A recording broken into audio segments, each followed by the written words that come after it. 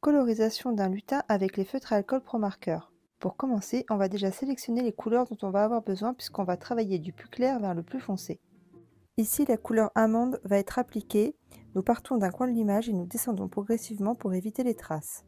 A noter que l'encre paraît toujours plus foncée au départ, mais en séchant, elle s'éclaircit. Avec une teinte au-dessus, nous allons marquer les ombrages. Pour les joues et le nez, nous appliquerons un rose pastel. Avec un liner en pointe 02, nous allons ancrer les contours de notre visage ainsi que les cheveux. Pour les cils, nous changeons de pointe avec un 0,5.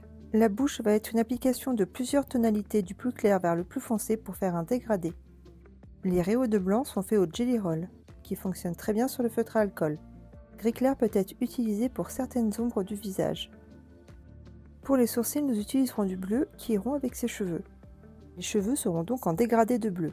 Avec une pointe en 0,1 couleur bleue, nous allons ajouter quelques petits cheveux sur le visage.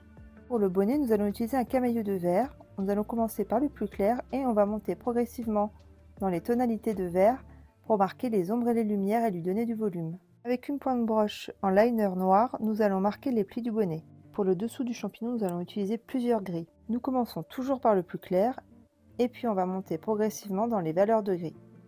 Pour la manite, ça va être un dégradé de orange et de différents rouges afin de faire un dégradé. Avec une pointe broche en liner, nous allons marquer le contour de la manite. La pointe broche existe aussi pour les marqueurs à alcool. Avec un liner en 0,1 marron, nous allons marquer quelques détails sur la cape. Les nuances permettent de donner du volume.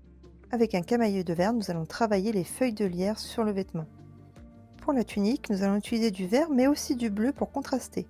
Une fois le pantalon colorisé, nous allons pouvoir travailler le fond avec aussi bien les pointes biseautées que les pointes fines. La superposition des différentes couleurs et des différents traits donnera un effet flouté sur l'arrière-plan.